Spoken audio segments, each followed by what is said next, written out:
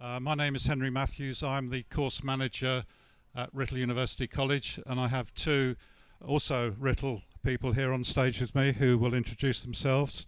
William Hudson. Hi. Yeah, I'm part-time lecturing in regenerative farming. It's the only regenerative degree course in the country. I've been farming and messing around farming and with food all my life. Thank you. Ashia. Hello, Ashia Trevor-Massey, and I'm a second year student at Writtle University studying regenerative agriculture and just going into my third year after this summer. Okay, thank you.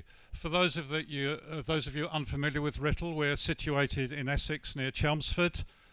We've been around since 1893, and our motto, our tagline is "Time tries the truth in everything," and I think that is something that the college has adhered to over the years, and that's where we are now. In 2019, we established our regenerative agriculture course for reasons that were really clear to us that the direction of travel of food and farming was changing. I've been at Writtle not quite as long as since 1893, but sometimes it seems like it. But we've decided that really our delivery model was based on just talking about growth stages, fungicide programs, and looking back on the years that I was farming, we got it wrong. We were paid subsidies to produce huge amounts of food, never mind the consequences. And as a result, the farm that I lived on lost its hedgerows, it lost its people, and actually lost its soul as well. So we developed the program alongside information and support from industry, and that, as I say, started in 2019, and we've just had our first graduates leave, and I think we're reasonably happy with what we've delivered, but there's serious room for improvement. We have developed the course, and we've introduced the regen elements, many of which you will be aware of through travelling around the show here today. Instrumental in establishing the course was the input from people like William. William was on the panel who endorsed and supported the development of the programme. So William, would you like to say something about the development of the course? Yes. I had a passion for reimagining and looking at the future of food and farming for a long time, and I was very lucky to know well Martin Wolf. Martin was a professor. He really started taking to pieces the concepts and ideas about monocultures, and started noticing that we were losing huge amounts of species in our farm, in the environment. He had a small experimental farm in Suffolk, and we very much were sort of part of his journey towards the end of his life. Sadly, he died 4 years ago, I think now. And had a lot to do with developing agroforestry and also population wheat, YQ wheat. So it was that, for my part, that was the bit that we were bringing to the party. One of the most important things for me, I think, is when I was at Writtle, which slightly embarrassingly was in 1978, I was taught what farming is. We've now seen that all of those dynamics with the sort of failure of the Green Revolution, and now understanding properly the damage that's been caused, we've got to change. So we're now trying to understand and create a dialogue to be able to look into the future. So as Henry said, that the course evolves, the course changes. What we're seeing very, very much changes, and I think Ashia, who has suffered us all for the last 2 years, will have some interesting comments about how we've translated this into helping them change their gaze and vision. So Ashia, could you perhaps begin by telling us why you chose the course and what you saw in it that was attractive to you? Yeah, so I studied conservation in college because I've always loved wildlife and nature. There was an ag course there, but they were never crossed over. There was never any conversation about farming or on their side about us on the conservation course. Sometimes we actually felt like we were separate. But then as part of the course, I had to do 2 years of work experience, and I found a farm near me just by accident, a dairy farm. And she was very passionate about regenerative agriculture, and it's the first time I'd ever heard of the term. I hadn't thought of farming as a career. I'd always just thought I'd go into mainstream conservation. But she ignited a passion in me, so I started to look for jobs in the industry and started working at Hob Me Dods for William Hudson and Josiah and Nick, and it's there where I found out about the course. So William told me about the course, and I don't know if I've ever told him this, but initially I completely dismissed it. I didn't think going to university would help me. I thought that going into agriculture experience is really key, and decided that that was the way I wanted to go, and was also quite uninspired by education. I was fed up of it after high school and college, so thought that I didn't want to do uni. But then after researching on my own time regenerative agriculture, I found there's such an array of information out there, and it's so complex, and it was really difficult to find a route of learning to focus on anything. So I enrolled in the course on the second year after I found out about it, and it's really given me a focus. It's allowed me to understand where I need to head in my learning into agriculture, as I'm not from a farming background myself. My parents are coffee bar owners, so it was all completely new to me. I didn't know when you grow things, when you harvest things, so the course has really given me a focus and a way into the industry. Thank you, Ashia. Of course, it's not just about what the content of the course is, but how we deliver it.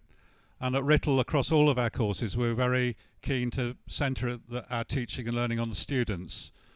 So the student is at the centre of what we do. And the traditional model of the lecturer stands at the front and delivers, and the students write it down and then regurgitate that in exams and assessments is not the way we do it. We have workshops, we have discussions, and we have lots of visits. And we get any opportunity to get farmers and anyone in the supply chain to come in and talk to students. So we're not the sage on the stage, but the guide on the side, to use a cliche. But that's how we see ourselves. And an important part of that have been some initiatives that have been developed by members of staff. And the one I think perhaps we could discuss a little bit is William's idea of farm teams. Yeah. Well, I was the sort of new boy with all of this, and I'm not a lecturer at all. I'm just a rustic peasant farmer, and I very much saw a vision being taught of agriculture, which didn't quite reflect my understanding of what farming is all about outside. So we created a concept called farm teams. So when you come to Rittle in your second year in your degree course, 3-year course, you're allocated a farm. Teams of 2-3 people, depends how it works out. So you're going to be allocated a farm, and then you negotiate how you can be helpful on that farm, helping them with metrics, helping them with ideas, helping them with strategy for the next 2 years. So this is actually about communication, it's about negotiation, and it's about backing down when you have to and dealing with idiots when you have to as well. It's all part of the actual real life education. So obviously the farm team farms are monitored and well chosen, and we all work together. But actually being able to get students out onto farms, being part of a management, understanding the strategy and seeing the long-term effects of some of the decisions that they might have had and been part of, we believe is really important. So we're actually now thinking of running it out for the first year as well. So the idea originally was the first year you were sort of trying to find out where the bits and pieces were and how things worked and so on, and you weren't actually a lot of use to anybody. The second year and third year you were. So now I think what we're going to try and do is to get them onto the farms, and in their first year they'll be looking at metrics, they'll be looking at recording things, they'll be looking at trying to understand what's going on. In the second and third year they're then going to start being part of the management and creating strategy. The other thing that we've done, which meshes in with this, we've started the Writtle Farmers Club. And the idea is that the Writtle Farmers Club informs Writtle. The Writtle Farmers Club also is it's somewhere where students might come from. It's somewhere where research comes from. It's knowledge exchange. And we're going to have one big conference January, February. Then we have 3 subject-driven workshops throughout the year. So the last one we've done a few weeks ago was about integrating livestock into East Anglian arable farming. That's an interesting one. Everybody knows where the wheels are. Not many people know where the feet are. I don't. Next one's going to be about horticulture, and then in December we're going to have one about the environment and food. We're all talking about the environment. We have one particular person who's quite sure next Thursday week the world's going to end, and we have to integrate food into how we're going to manage our environment, how we're going to recreate a safe, resilient environment in the context of farming. So food and the environment, and then I think the next one next June is going to be organic. So this is all embedding Writtle back into the agricultural establishment. I don't mean agri, I don't mean John Deere, I'm talking farmers here. And yes, we do want to communicate with those, but predominantly at the moment it's re-establishing these connections with farmers. Thank you, William. Maybe Ashia, you could have some reflections on as being a participant in the farm teams module. Yeah, so our team is actually Western Park Farms, the farm that hosts here, and we had a meeting with the owners to try and figure out any issues that were on their farm, what they're struggling with, and after that us 3 students would come away and then try and come up with solutions based on the knowledge that we'd learned in our first year of how to help mitigate these issues or push the farm into along in its regenerative journey. So we're looking at the soil in particular, and this summer we're interested in trialling out a few composting trials on the land, just to see which one works best for the farm's context. We want it to be scalable, so we want to be able to use, we don't want to bring in too many inputs from outside of the farm. We want to use what's being grown on the farm, whether that's growing cover crops and then putting that into composting, and just seeing where we can go with it, and then choosing which one works best and then trying to scale that up. It's all about scalability, especially on a farm of such a size, to be able to get composting and nutrient management on field scale. So that's what we're going to be trying to do, and yeah, we'll just see how it goes. Thank you.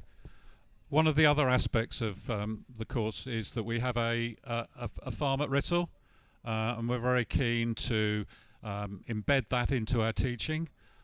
So we have put in rows of trees, so we've created some agroforestry, we've grown heritage wheat, and we're looking at companion cropping.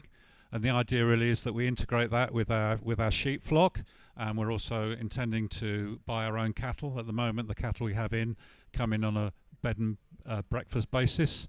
One of the things that it's important to remember is that although we're looking at some old techniques and some old principles, we're very keen on integrating technology into our programs, and we have Dr. Harriet Wishart, who has a doctorate in using livestock technology from her 10 years in Scotland. So, and we also are very keen to use some of the information and data that can be gathered using what is now available to farms and which is often gathered but never used. We got quite a few plans for the farm. I don't know, William, if you've got some ideas about the farm in terms of short value chains. Yeah. Okay. Um, I really ought to tell the vice principal about a bit more about some of these ideas. I'm sure he would appreciate it. But I think what we're looking at more than anything else with things that go on from regenerating the soil and regenerating how we grow our crops is circles, internal financial circles, growing our own animal feed. And that's very much part of what we're trying to integrate. We're looking at overwinter cover crops, how we can then integrate that into short 120-day bean crops, and then grazing off those winter crops. I'm very much hoping we're going to start having a go in siling or doing haylage with sandfoin and feeding that to pigs. We're going to take 10 pigs out of the system and try that rather than buying in expensive feed that's come from South America via the feed mill. So looking at all of those integrations is really important. Plus, we hope to be adding some field scale veg, and wouldn't it be great if we can get the restaurant to the cafe to start using our own fruit and vegetables. I don't know if you know this. And who went to Rittle here? No, I know you did. We've got a few. So it used to be called the Ritz, and we ought to have it called the Ritz again. And we ought to be eating our own food. There's a lot of potential also in glasshouse crops, protected crops. We do a horticultural degree that we're not doing at the moment. We're hopefully going to integrate more of that sort of thing in to be able to have examples. And obviously in the size that we've got on the farm, it's not necessarily going to be that viable, but examples of actually being able to show people how these things work. So that's work in progress, and it will happen. Yeah, I think it is also worth noting that we have very good relationships with local farmers. So Farming George, for example, who I'm sure many of you will be aware of, George Young from Fobbing is close to us. So we visit there. John Pawsey, another name most of you will be familiar with, is also somewhere where we're planning to visit, and he will be one of the farm team's farms for next year. I think one of the other things I would just like to raise is to consider our intake. Traditionally, when I first started at Rittle, the intake would be maybe 80% from a farming background, and now we're down to maybe 20%. I'll get Ashia to reflect on the nature of her group in a minute, but we need more diversity in the industry, and it's something that I've been aware of since I started at Rittle. We've had some very good students from ethnic backgrounds who've been unable to get jobs in the industry because they don't fit the stereotype with the shuffle jacket and check shirts.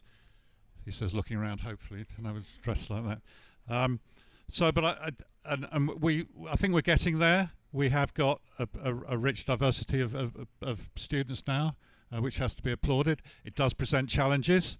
I have what's called the Little Grey Fergie test, so that anyone who knows what I'm talking about when I say what's a little grey Fergie, then obviously I recognise them as being from a farming background.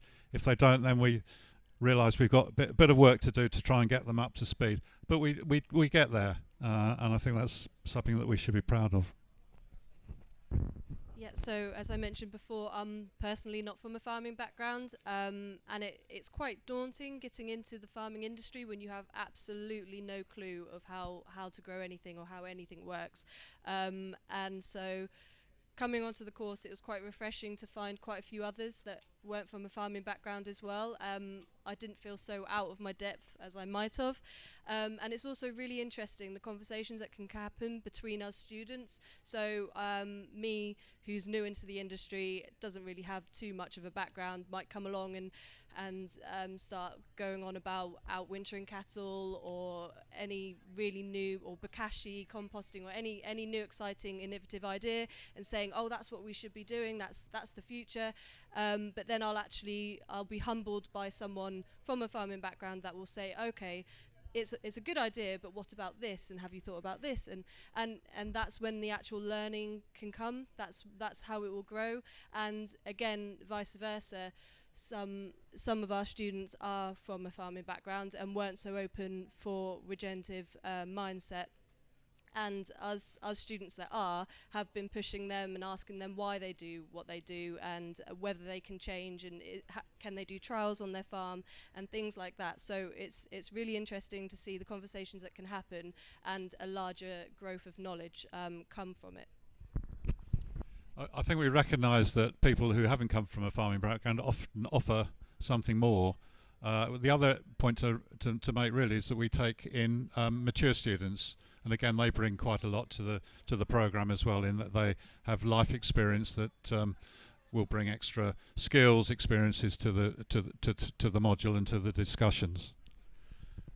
William, you got anything to say on recruitment? And yeah, the recruitment's interesting because I mean, farming hasn't got a very good rap at the moment. As an awful lot of farmers' children don't want to have anything to do with farming. An area which we are in the process of developing now is actually taking modules from the degree course and using those as short courses for specific knowledge. And there are other parts of the food industry and journalism and all sorts which are interested in specific parts of learning about what regeneration, what agriculture is about. An example being Marmite. They sort of strange conversation, but they want to know what regenerative means, because their ingredients that they're buying are from farms. So how does that fit in with what they should be doing morally or to promote their products? So there's a huge diverse potential repertoire that we can come up with in order to create knowledge. And for me, something really interesting here, I've never really been very good. I haven't got a degree, don't tell anybody. I've got an HGV1 and a pilot's license. And knowledge is what I've always thirsted after, and it's not a piece of paper with a signature on the bottom. And I think we're seeing this now. People want knowledge. They want to know how to do something, and they want it quick, they want it dirty, they want to know what they're going to do on Monday. And hopefully we're going to start supplying those sort of courses, and that then embeds into our Farmers Club, and we can then start helping people to get some of that knowledge. There's an important part here about this knowledge, and I think I was sort of slightly amused, sorry Henry, when I started doing this with Henry, because people were saying, other lecturers, not Henry, were saying, oh yeah, we can teach farmers how to do this. Actually, we didn't know how to do it, and I think that the role of RITL very much is part of the conductor of the orchestra. We need to create this platform in order for knowledge exchange, and know what to research into, and know where people are looking to try and cover up the holes. The Farmers Club meeting we had the other day about integrating livestock was extraordinary, because the livestock people were saying, it's obvious, and the arable people were saying, I don't know where to buy a sheep. It's that big a difference in knowledge, and those are the sort of things that we've got to try and connect up, and we're working on that at the moment. So watch this space, and incidentally, please come along and join RITL Farmers Club. Yeah, I think just to conclude on what we do and how we do it. We do have quite small groups, and we'd like more in our groups, but it does give us the flexibility to get onto a minibus and go out to a farm at a moment's notice. And I think we've built in that flexibility into our programs. And the other thing is assessment. Exams are fairly passé now. We're looking at other forms of assessment, such as presentations, and we also run debates.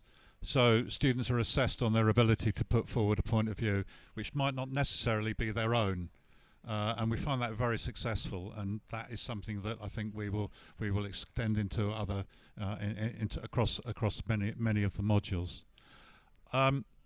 Just before I ask to see if you've got any questions, okay, this has been a little bit of a RITL love-in that we're all from RITL and this is how we believe things should be done. But I think it is happening elsewhere as well. I have connections at RAU and at Harper, and they're looking at this. But we were the first, and I think we're ahead of the game. And I'd like to think that we're the pioneers, and we're breaking through the frontier really. And our presence here, and we've been here I think for 4 years now, is indicative of where we think the industry should be going and what we're trying to achieve. So yeah, just one last thing. I meant to mention this before, but I'm desperately hoping that the students at Riddle will come away with the ability to be able to evaluate. I'm probably going to say the wrong thing here, but there's an awful lot of snake oil out there, and being able to evaluate how and what, and being able to have enough knowledge to base decisions on either logic or science is really important. And the future is going to be about creating and finding strategy which we haven't even thought of yet. And the drivers for this is going to be keeping your head and learning and looking and listening. Let's see what Ashia has to say about that. But that's my aspiration, certainly. Yeah, I completely agree. It takes quite a lot to change your mindset, and especially if you don't know what you need to know, it's difficult to find a way through and to learn all the information you need, both in an academic sense and also a practical sense. The farm teams themselves bring us onto the farm and allow us to take everything that we've learnt in our lessons and apply it on farm. And I feel that Riddle is opening up the ability for us students to be able to do that. So yeah, just before we take questions, when I started teaching at Riddle, I would teach wheat production, for example, 3 fungicides, T1, T2, T3, 160 kilos of nitrogen, depending on soil type, previous cropping, and that was it. That's not the way to do that. You can get that off the internet. You can get that from agronomists. What you need to do is, do I need to put a fungicide on? Do I need to put that amount of fertilizer on? So what we're trying to do is imbue those skills into students that they can make those decisions, and they can go through a decision process, which means, okay, do I really need to do that? And as William says, it's about evaluation. Have we got any questions? Can I start here? Yeah. Hi, thank you. That was really interesting. I was wondering, so it sounds great that you're getting a lot of entrants who aren't from a farming background and that the diversity is opening up in that way. But I was wondering if one of the big barriers to farming, if you're not from a farming background, is like your access to a farm or capital to buy land or that sort of thing. Do you have any observations or ideas on that and how that can help new entrants into farming after they've finished studying to then develop that into a career? Good question. I'll take this first. Well, I'd say 2 things. First of all, there are jobs apart from farming, from actually sitting on a tractor or managing a farm. There's a value chain before the farm and after the farm, and a lot of people in those chains are looking for people who have knowledge of agriculture. But I think the other thing I would say is that there are opportunities opening up in terms of small sheep flocks, small areas of land from which you can build a business. We're talking about integrating livestock into arable farms is an example that a lot of farmers will help young farmers, new entrants, maybe to help buy the sheep. But that is there are some good examples of people that have done that. Started with a flock of 20, built up to 40, 50, and beyond.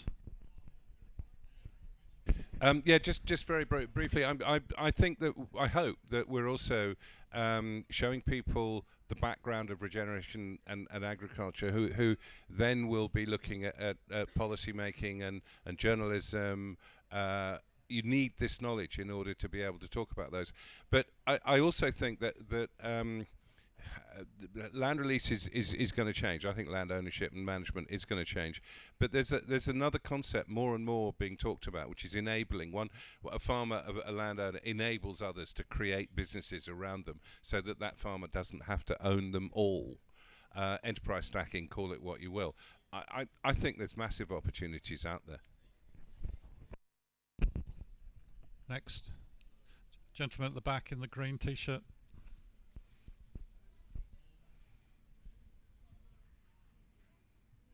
Thank you very much. Firstly, incredibly heartwarming to hear your approach at Rettle. And I suppose my question is in the context of the pace at which regen farming knowledge and science and understanding is moving forward and evolving, alongside being in a climate and nature emergency. There's a sort of a narrative that I'm hearing quite often around society at large and education, and not specifically agricultural education, but education at large, is that we are bringing through generations of students now entering the workforce who have spent most, if not all, of their educational career being spoon-fed knowledge and information, and therefore when they're coming into the workplace they don't have the, I think you called it, the ability to evaluate, that ability to critically question, analyse information, fact check, all of that sort of thing. My question to the three of you is that something that you recognise? And if it is, then how do we get that shift across the entire society and the whole educational system, so that the next generation of farm entrants and every other industry is able to stay abreast of changes as they're coming along, without having somebody above them spoon feeding knowledge down to them? Yeah, again, a good question. The course in the higher education is structured in level 4, level 5 and level 6. So the level 4 is trying to give them some basic skills and basic knowledge, and the teaching is designed from level 5 onwards to critically. The word critically analyse will appear in a lot of the learning outcomes, and then evaluation at level 6. I know they are only words, but that's what we're trying to achieve with students. We're trying to give them the tools to be able for them to be able to make those decisions and decide whether it is necessary to put 3 fungicides on. It is a challenge, and if I'm brutally honest, not all students will get that. But what we're trying to do is to inculcate those skills within those students at the different levels. So we try and build it. We don't expect them to be able to do it at level 4 when they first come in, but gradually they'll get that as they go through the program. Yeah, in my experience, in high school and in college, you are. It's very much like a lecture. You are taught. You're not questioned so much. There aren't so many projects that you're allowed to get involved in, so that you actually start thinking on your own terms and using your own mind. You're told information. You have to, internalize that information and then regurgitate it in the form of an exam, and most of that information I can't remember anymore, and I only did it a few years ago. So I think there's a big issue there. And then as soon as you come to uni, it's very different. As Henry said, you suddenly have to evaluate on your own, and it's quite a shock at first. I remember thinking it was quite difficult. So I think it's getting that in as young as possible at primary school level, at high school level, more projects, more questioning, more of an environment for your own learning to form from your own thoughts and experiences, instead of just being given the information that you should know. Actually being able to question it and have projects would be beneficial, I think. Part of that we achieve through the assignments, which, for example, in the third year, there are 4 debates on which the students are assessed on things like climate change, GM, feeding 9 billion people by 2050, and they are given roles within that. And that is very much about critical thinking. You can't just repeat things. You have to analyse and synthesise the information that's available to you to be able to use that. 2 things. One of our students with the farm teams came to me and sort of quietly and said, he really felt he was out of the comfort zone with the farm teams. I just said, excellent. And for me, and I think for others around here, I just want to create angry little activists. Another question, maybe the lady here on the right, on my right. Me? Yep. Hi, thank you very much for your talks. My question kind of takes it back to the earlier years of education, kind of primary and secondary. And it's something that I'm quite concerned about, is that the education system seems to be very focused, and a lot of the funding goes into let's get kids off to university to do STEM science, computer science, all of this kind of thing. And we're not really taught the really essential skills, or even given the opportunity at the school age, before you're kind of making any of your own decisions, to kind of access agricultural or kind of land-based opportunities. And I was wondering what your opinions are on how we can promote that more in schools. I wish I knew. It is important, and it's so fundamental to human health. Diet, we've got a huge obesity problem, and we're eating too much processed food, and to me it's imperative that education about food and agriculture starts at a very young age. There is a reasonably strong lobby to try and introduce a GCSE for food, and I think maybe the environment as well. But I agree, at the moment that it's difficult because children don't have the basic knowledge that they need. I mean, my children, for example, had nothing of that at school, and all of their education on food came from myself and my wife. Tim Lang's talk. Anybody listen to that yesterday, 4 o'clock, over there? Brilliant. Love Tim.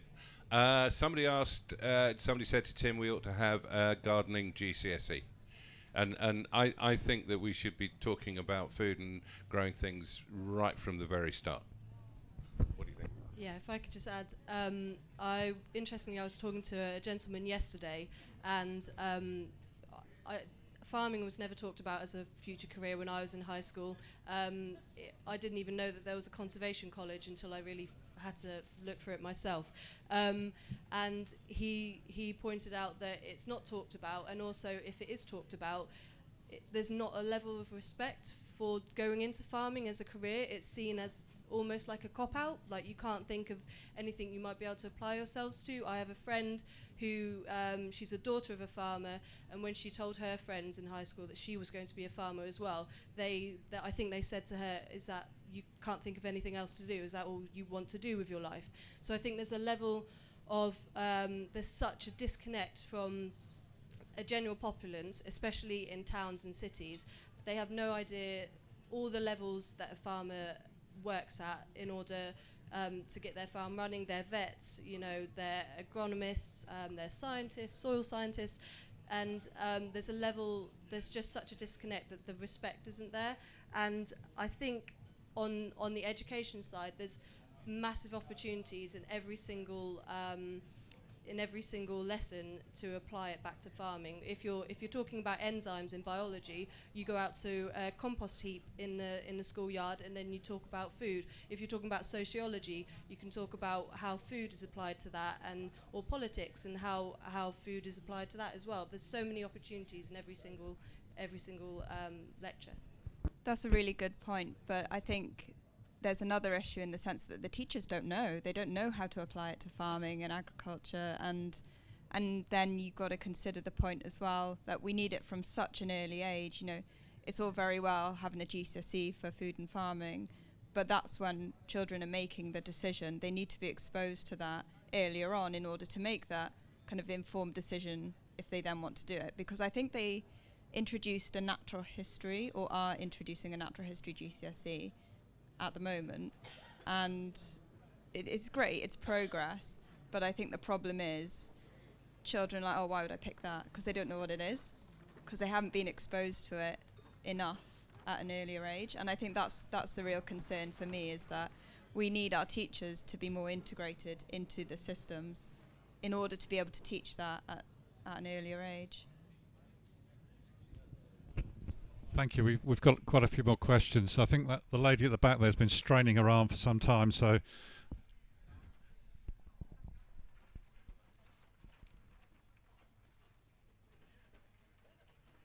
Thank you. I'm from AHDB, so obviously knowledge exchange is massively important to us. But I think for me, farmers in general are quite risk averse. Those that don't want to engage have a very risk averse kind of attitude to things. So is that something that you're consciously trying to put in, is like risk assessment and how, saying actually you don't need a T1 or a T2 because actually the disease resistance is bred in? Is that something you're kind of looking to say you have the capability to make that decision? So that's my... The short answer is yes. Yeah, the whole idea of decision making based on evidence is something that we would teach from year one. So yeah, that the whole crop growing thing, and it's the same I think with livestock. The whole prophylactic approach has to change, and that decisions have to be made on the basis of your skills, but also knowledge that we would encourage students to acquire. There's a question here. Yeah, in the maroon. Hello. Going back to the education, I used to be a secondary PE teacher. I'm now a farmer, and part of the stewardship scheme, we do farm visits, and we do probably nearly 20 in the spring season because that's how it fits in best with the farming and the lambing calving.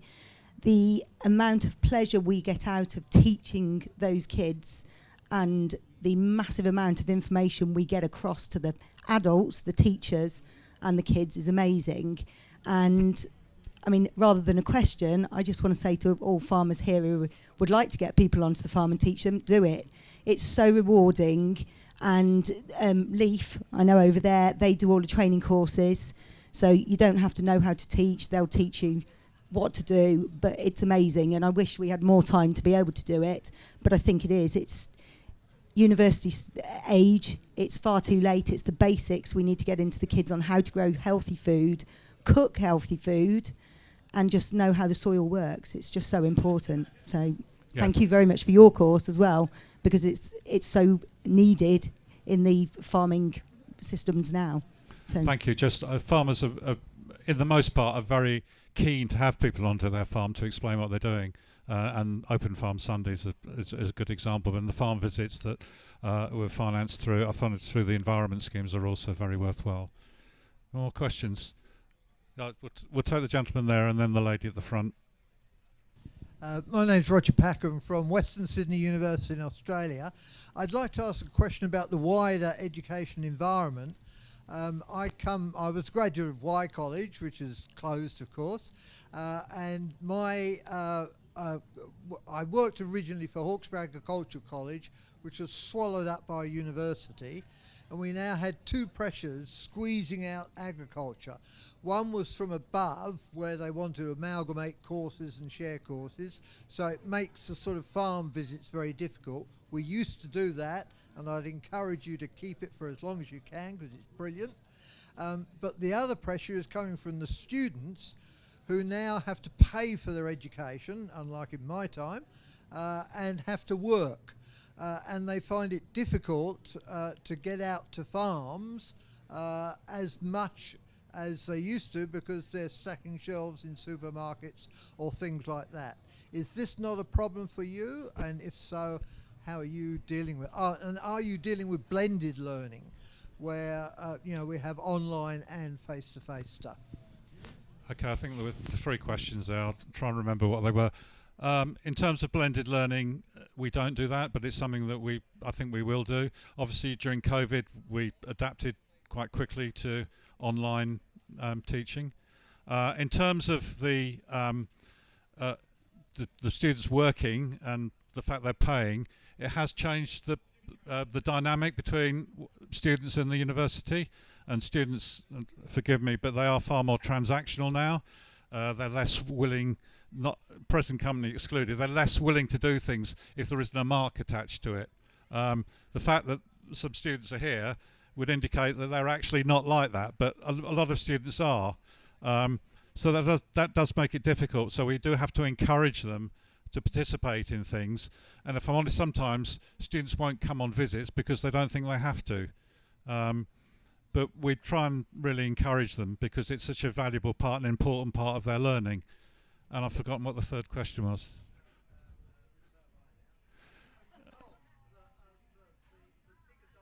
being swallowed up by a bigger Yeah. university. I mean, we've lost, you mentioned Y College, we've lost a lot of the county colleges in the last 15, 20 years.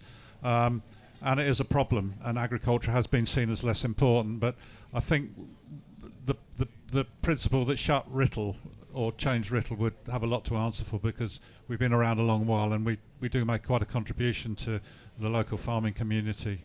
So, do you want to say anything about students and visits and fee paying or not? I don't care much about money, which is probably quite not going to be very helpful in my future career. But so I wouldn't know myself. I think as long as you stress to students how valuable knowledge is, not just it's a value in itself. And if you stress that to them enough, and you can show them a way forward of how this knowledge can get them into certain jobs, or agronomist or anything like that, then I think you will persuade them. But it will take a lot of persuasion from lecturers, which isn't fair. But at the same time, we are having to deal with quite a lot of financial stresses at the moment, as everyone is. So it is a bit of a struggle. My question links back a little bit to people thinking about engaging with younger students, but actually I wondered how you're engaging with the wider community. So it sounds amazing that you're engaging with farmers and have the farm club, but I wondered whether you have anything where you're engaging with the wider community and bringing them into that. Yesterday, Writtle hosted 3,000 year 5 school children. Amazing. Yeah, so unfortunately, obviously, we weren't there to host them, but this works with the Essex Agricultural Society, who provide the guides, and we have 3 huge marquees, probably not as big as that one, and there's a food tent, there's an environment tent, and there's a livestock tent. So these children pass around, and again, it's about bringing the teachers in. You mentioned the teachers, and it's bringing the parents come as well. I mean, that's one of the things we do. I think possibly we could do more. We do have a farmers market on the campus. Oh, nice. So I think we do a reasonable amount, but I think probably we could do more. Yeah, it's an interesting one. We've just started something which is still in its infancy, which we're developing it. We're going to have volunteers from the Writtle Gardening Club, who are going to come and help at various harvesting, planting when students aren't there in the term time and in the holiday time and so on. And that is very much part of engagement. To get them through all the protection stuff and get them badges and all, it's a complete nightmare. But that's what we're going to try and do. That sounds amazing, really cool. Do we have any more questions? Yes, behind. So kind of loosely connected to that is, with the short courses that you're planning on doing, would they be better as a more online-based thing so you can reach out to more people? And is that something that you're looking at, or would it be more in-person stuff? Thank you, Alex. We have to look at online. I don't think there's any question about that. If I'm honest, at the moment, we don't have the technology to be able to do that. But we've had a number of requests here from people from Israel. Someone from Australia was asking, do we do anything online? I think we have to, otherwise we're going to be sunk. Having it as more of an online, you're opening the doors almost to more of the regenerative agriculture, so more people that do have an interest in it or have sort of vaguely heard things, they have that access to the knowledge that you are so capable of delivering as a team and as a university. A little bit biased, I know, but I feel like as a team of people, you've got a lot that can be given out. So yeah, I feel like online is definitely something that should be like top of there, and encouraging younger demographics as well, and maybe not quite children, but at more GCSE levels, of having the option of being able to see things and short courses that are available at a younger age. Yeah, thank you, Alex. Down here, you've had one already. Thank you. Okay. I just wanted to ask, my husband and I are farmers down in the southwest, and we're actually the AHDB monitor farm for beef and lamb in the southwest. We run a number of events on farm and invite people to come. We find it incredible how a lot of farmers don't want to come and engage with learning new things. And I don't know whether that's because they don't like AHDB.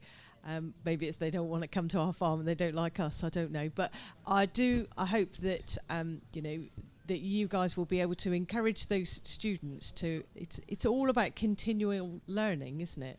And getting out there. And if you go to some sort of farm walk and the one thing that you learn is that you're not going to do it that way. You have learned something, haven't you? But I think it's really important that we get, it's not the farmers that are the students at the moment, it's the older farmers. We need to get them to come back to learning and to understand that there is more information available to them. That's a big challenge, to engage farmers, the older farmers really. We had a monitor farm in Chelmsford, and I used to take the students to it. There was quite a small group. And so they felt part of it, and I emphasised, about continuous learning, because that would be something they would hopefully be doing in 20, 30 years' time. So, I mean, it is disappointing you're not getting a huge turnout. I just had a question on like awareness and like respect for agriculture, and it's around like mainstream programs like Clarkson's Farm, and I've read that that's had some positive impact in like encouraging young people into the industry and just more awareness.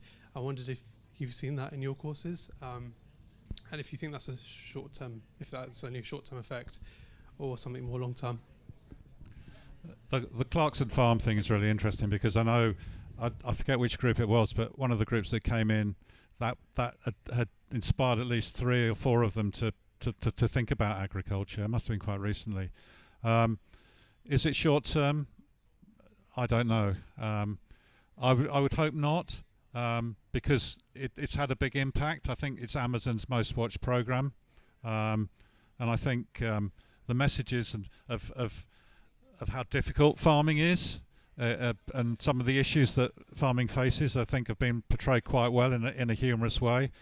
How realistic that is of what a lot of farmers face, it's obviously backed by his fees from Amazon, and some of the capital expenditure is eye-watering. So, I don't know. I'm sure William has a view on Clarkson. Yeah, I do have a view, and I'm probably wrong.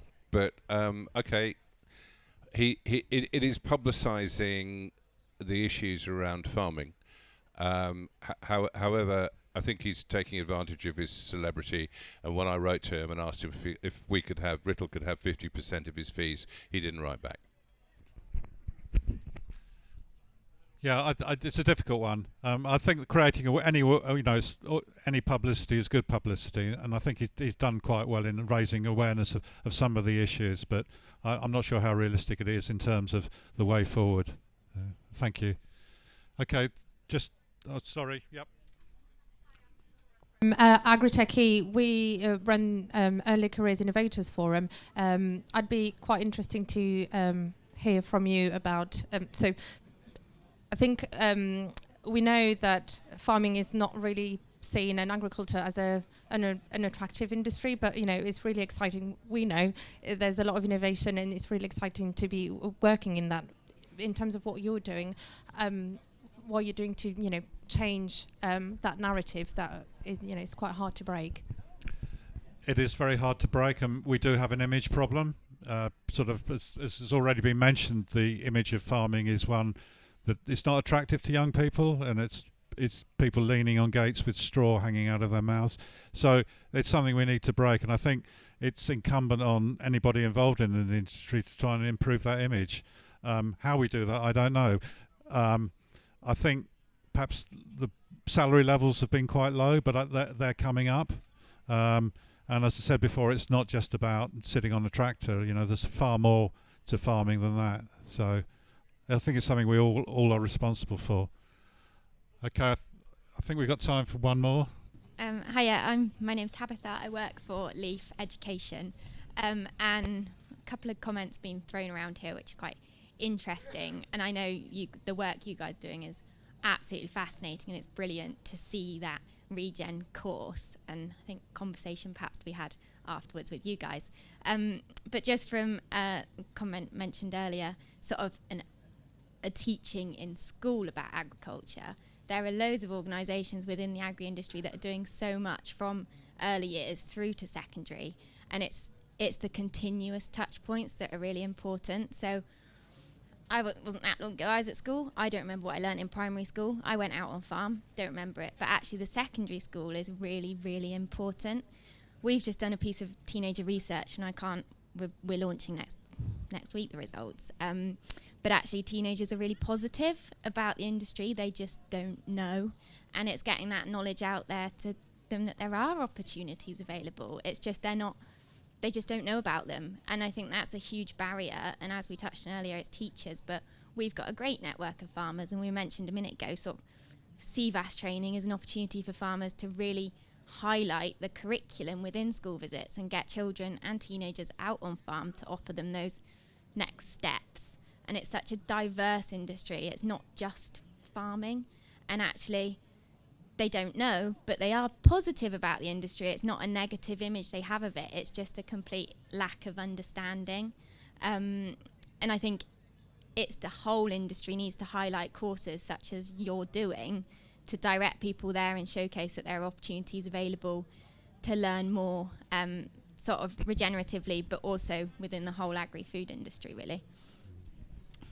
Yeah, no, I agree entirely, and we need to make the most of what opportunities there are.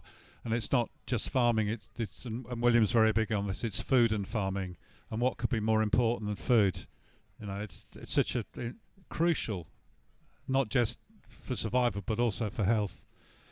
Okay, I think probably we've, any more questions? Okay, so thank you very much for your time this afternoon, and thank you for all of those questions. And it's pleasing for us to know that it's an area that you're interested in and able to think about. And I think that quite a few take-home messages from what you've said, and hopefully from what we've said as well. So thank you very much.